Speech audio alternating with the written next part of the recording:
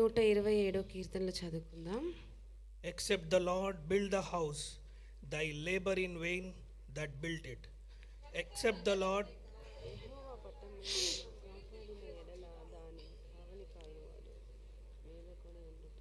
Lo, children are an heritage of the Lord, and the fruit of the womb is his reward.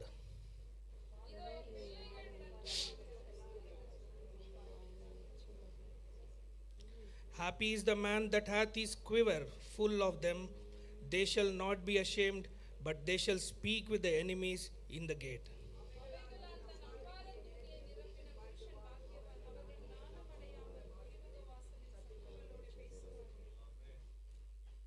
Amen. Glory be to the name of the Lord. தேவனுடைய நாமத்துக்கு மகிமை உண்டாகுவதாக. Once again I say, God love this church. மீண்டும் நான் சொல்றேன், தேவன் இந்த சபையை நேசிக்கிறார். God loves you, each one of you. இங்க இருக்கிற ஒவ்வொருத்தரையும் இயேசுப்பா நேசிக்கிறார். God loves me as well.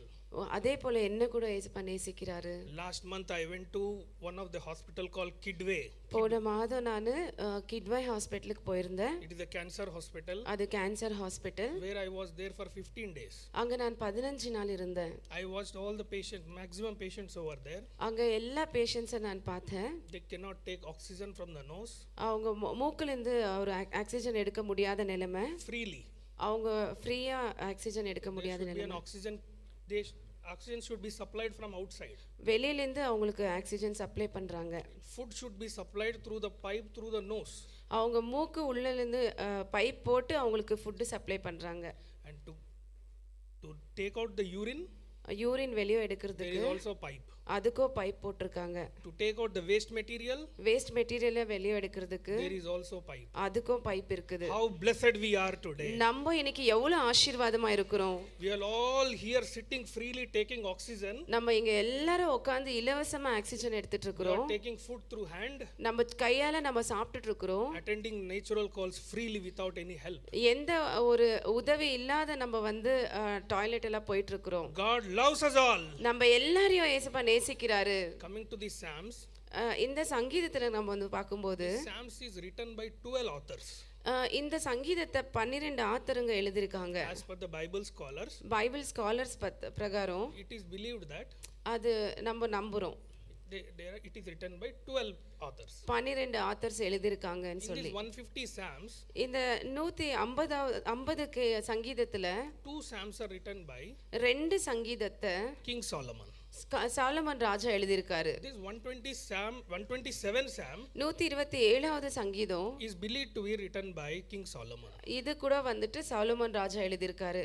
Solomon is the richest and the wealthiest and wisest man of his time. Solomon ராஜா அவரோட நேரத்துல ரொம்ப ஐஸ்வர்யமானவும் அவர் ரொம்ப ஞானமுள்ள ஒரு ராஜாவா இருந்தாரு. He had 1400 chariots.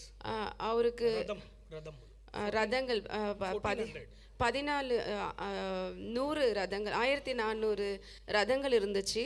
12,000 horses. 12,000 குதிரைங்க இருந்துச்சு. He used to earn 5 crore per year through only gold. அவரு வெறும் கோல்டு மாத்திரமே ஒரு வருஷத்துல 5 கோடி அவர் சம்பாரிச்சிட்டு இருந்தாரு. Which means per day 1.5 crore. ஒரு நாளைக்கு 1.5 கோடி சம்பாரிச்சிட்டு இருந்தாரு. Only through gold. அது கோல்டு மூலமா. His wealth is அவரோட ஒரு சொத்து 2.1 trillion, 2.1 billion. 2.1 billion. Which means அப்படின்னா half of Indian economy. நம்ம இந்தியால இருக்கிற பாதி சொத்து. Such is a great richest man Solomon was. Solomon அவ்வளவு பெரிய ஒரு ஐஸ்வர்யமான இருந்தார். We all know that he was the wisest man on this earth. நம்ம எல்லாருக்கும் தெரியும் இந்த பூமியில ரொம்ப ஞானமுள்ள ஒரு ராஜாவா இருந்தாரு. It is his confession now. அவர் இந்த இடத்துல வந்துட்டு அறிக்கை பண்ணிட்டு இருக்காரு. Except the Lord builds the house, தேவன் வீடு கட்டாவிட்டால் the person who build the house is vain. கட்டிக்கிறவனோட பிரயாசம் வியர்த்தம்னு சொல்றாரு. Except the Lord watches the city, தேவன் வந்துட்டு நம்ம பட்டணத்தை காக்காவிட்டால் the watchman who watches the city is vain. அந்த பட்டணத்தை காக்குற அந்த காவல்காரனோட ஒரு சமயம் எல்லாம் வியர்த்தம்ன்றாரு. During my college days, என்னோட காலேஜ் டேஸ்ல I saw one of the chief minister. நான் ஒரு சீஃப் மினிஸ்டர் சந்திச்சேன். He is going with so much Z plus security. அவர் எவ்வளவு செக்யூரிட்டியோட போயிட்டு இருக்காரு. When I saw him, நான் அவரை பார்த்துட்டு I thought, who can touch this man? நான் நினைச்சேன் இவரை யார் தொட முடியும். After 2 months, 2 மாசத்துக்கு அப்புறம் he was died in a chopper crash. அவர் சாப்பர் கிராஸ்ல செத்துட்டாரு. Your security is not your dependency. Security வந்துட்டு உங்களை காப்பாத்த முடியாது. Except the Lord watches you, தேவன் உங்களை காக்காவிட்டால் watchman is vain. காவல் காக்கிறவனோட ஒரு சமயம் எல்லாம் waste. This is the confession of Solomon. இதுதான் சாலோமோன் நீங்க அறிக்கை பண்ணிட்டு He has இருக்காரு. made so many constructions. அவர் அநேக ஒரு கட்டடங்களை கட்டினாரு. In his 40 years of reign, 40 வருஷம் 20 years he started constructing the things. 20 வருஷமா அவரோட இதுல அவர் எல்லாமே இந்த கட்டடங்களை தான் கட்டிட்டு இருந்தாரு. When you meditate about the life of King Solomon, Solomon ராஜாவோட வாழ்க்கையை நீங்க தியானிக்கும் போது you can divide it into 2 parts. அத நீங்க ரெண்டு பாகமா அதை வந்து நீங்க பிரிச்சு பார்க்கலாம். The 120 Psalms summary is only 2 words. 120 Psalms summary is with 2 words. 120ல வந்துட்டு 2 வார்த்தை மட்டும் தான் இருக்குது சங்கீதத்துல. First is acknowledging the God. தேவனை வந்துட்டு முதலாவதாக அவர் வந்து வெளிப்படுத்துறாரு. Second is dependent upon him. தேவன் மேல எப்படி நம்ம சார்ந்து இருக்கணும்ன்றது வெளிப்படுத்துறாரு. King Solomon has 2 parts in his life. Solomon ராஜா வாழ்க்கையில 2 பகுதிகள் இருந்தது. One life is the rise of Solomon. ஒரு வாழ்க்கை அவர் உயரப்பட்ட ஒரு காரியம். Second life is downfall of Solomon. ரெண்டாவது ஒரு காரியம் வந்து அவருக்கு விழுந்து போன ஒரு காரியம். First life when he was completely dependent upon God. முதல் பகுதியில அவருக்கு முழுசா கர்த்தரை சார்ந்து இருந்தாரு. Second life, இரண்டாவது ஒரு வாழ்க்கையில independent of God. அவர் கர்த்தர்ல இருந்து விடுதலை ஆயிட்டாரு. What is our dependency today? இன்னைக்கு நம்ம யாரை சார்ந்து இருக்கிறோம்? Are you dependent upon your property? நீங்க உங்களோட சொத்து மேல நீங்க வந்துட்டு சார்ந்து இருக்கீங்களா? Are you dependent upon your job? உங்களோட வேலையை சார்ந்து இருக்கீங்களா? Are you dependent upon your talents? உங்களோட டாலன்ட்களை நீங்க சார்ந்து இருக்கீங்களா? Are you dependent upon your fitness? உங்களோட ஃபிட்னஸ் நீங்க சார்ந்து இருக்கீங்களா? Except the Lord build the house, தேவன் வீடு கட்டாவிட்டால் the labor who does it is vain. கட்டுகிறவனோட பிரயாசம் விருதான். This should be our acknowledgement. இது நம்மளோட ஒரு அக்னாலஜ்மெண்டா இருக்கு. We should acknowledge that நம்ம அது வந்து தெரிஞ்சுக்கணும். God is sovereign. தேவன் God has power over all the things. எல்லா காரியத்து மேல தேவனுக்கு ஒரு சக்தி இருக்குது. The heaven belongs to him. பரலோகம் அவரது. The earth belongs to him. பூமி அவரது. Your job belongs to him. உங்களோட வேலை அவரது. Your career belongs to him. உங்களோட கரியர் அவரது. Your wife belongs to him. உங்களோட மனைவி அவரது. Your children belongs to him. உங்க பிள்ளைகள் எல்லாம் அவரது. Your whole life belongs to உங்க him. வாழ்க்கை முழுவதும் அவரது If தான். you are not dependent upon him, நீங்க அவரை சாய்ந்து இல்லாவிட்டால் you are under a trap. நீங்க ஒரு தவறான ஒரு காரியத்துல You are பிரச்சனையில under a இருக்கீங்க. trouble. நீங்க பிரச்சனையில இருக்கீங்க. Your hair will not fall on the ground without his permission. அவரோட ஒரு பெர்மிஷன் இல்லாம உங்க தலையில இருந்து ஒரு முடி கூட கீழே விழாது. This should be our acknowledgement. அது நம்மளோட ஒரு தெரிஞ்சுக்கொள்ள காரியமா இருக்கணும். In each and every one of our life, இங்க இருக்கிற ஒவ்வொருத்தரோட வாழ்க்கையில we have three phases in our life, நம் 3 முகங்கள் இருக்குது. which means 3 aspects in our life. நம்ம வாழ்க்கையில 3 பகுதிகள் இருக்குது. One is the career, முதலாவது வந்துட்டு கெரியர், second is marriage, ரெண்டாவது வந்து திருமணம், third is your building your property or your house. மூணாவது நீங்க கட்டிக்கிற வீடோ இல்ல உங்க சொத்தோ. If you do these 3 things independently, இந்த ஒரு 3 காரியங்களை நீங்களே உங்க இஷ்டத்துக்கு செஞ்சா, without the help of God, தேவனுடைய ஒரு உதவி இல்லாம, without the dependency in God, தேவனுடைய ஒரு ஒத்தாசை இல்லாம, your health will be spoiled here. இந்த இடத்துல உங்களோட ஆரோக்கியம் எல்லாம் கெட்டு போகும். Second, you will depart from God. ரெண்டாவது நீங்க இந்த பூமியில இருந்து போய்டுவீங்க. So whom you are dependent today? இந்த நாள் நீங்க யாரை சார்ந்து இருக்கீங்க? I will cite a simple example in my life. என்னோட வாழ்க்கை நான் ஒரு சிம்பிள் எக்ஸாம்பிளா சொல்றேன். Don't depend upon any man for anything in this world. இந்த உலகத்துல எந்த காரியத்துக்கோ எந்த மனுஷனை நீங்க நம்பாதீங்க. Only depend upon the Lord. வெறும் நீங்க தேவனை மட்டும் நம்புங்க. ஆமென். Hallelujah. Hallelujah.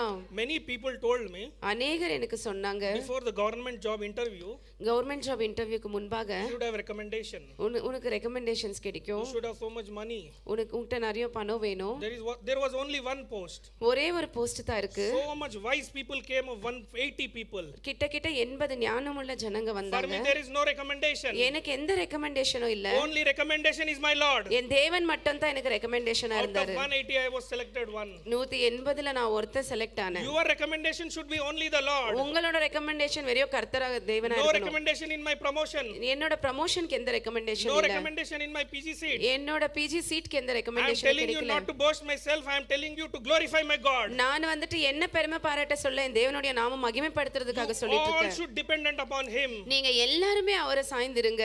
in each part of your life. உங்களோட வாழ்க்கையின் ஒரு பகுதியில Whether you get up from the bed, நீங்க பெட்ல இருந்து எழும்பும்போது it is by the mercy of the Lord. அது தேவனுடைய கிருபை. Whether you are walking, நீங்க நடக்கும் பொழுது it is by the mercy of அது God. தேவனுடைய ஒரு தயவு. Whether you are sleeping, நீங்க தூங்குறது it is by the mercy of God. அது கூட தேவனுடைய ஒரு Whether you கிருபை. are wearing the clothes, நீங்க போடுற ஒரு வஸ்திரங்கள் ask the Lord, how am I looking?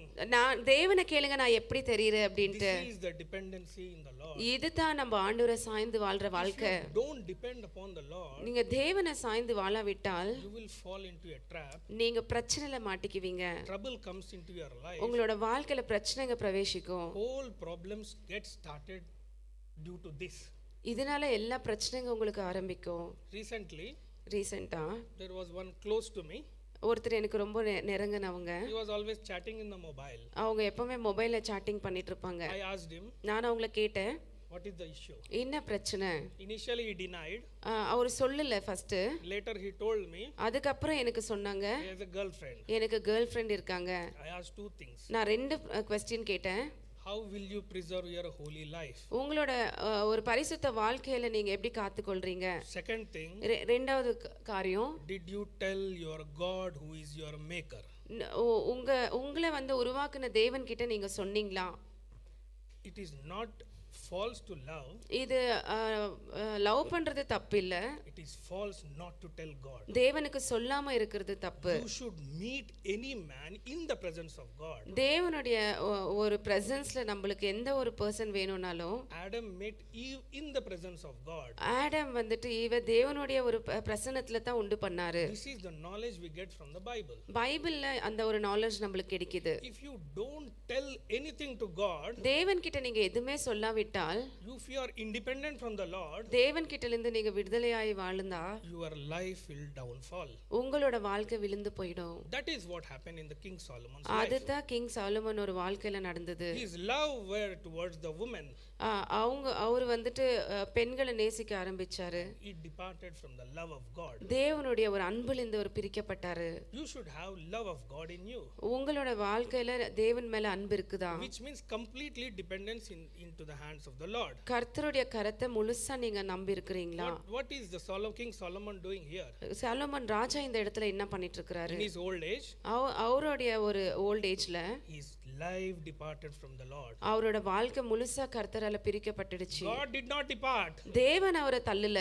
Man himself is departed. அவருக்கு அவரே தள்ளப்பட்டாரு. What happened at last? கடைசில என்ன நடந்தது?